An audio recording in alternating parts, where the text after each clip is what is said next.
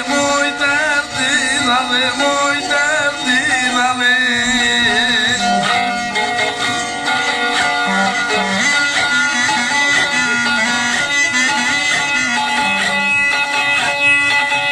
Çal beni beste şahsana,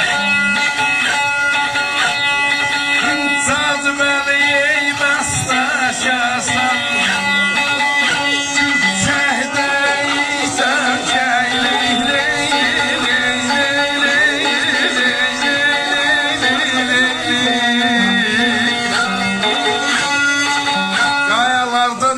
Şarsan qaqqıldaşı böhtən şeyli, cazibəli bəstəşərsən gülçəkdə bitən şeyli.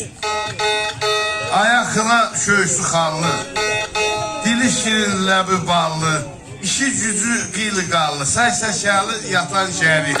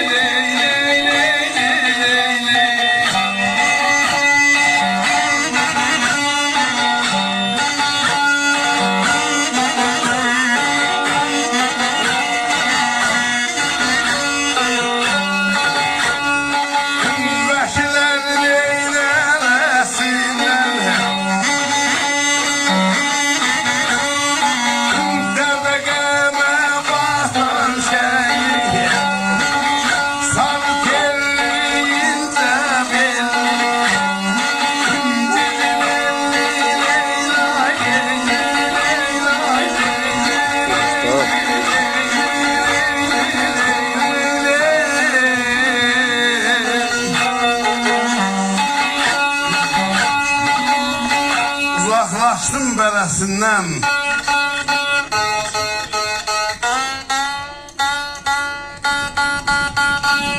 ay müzəffər küsməz səndən.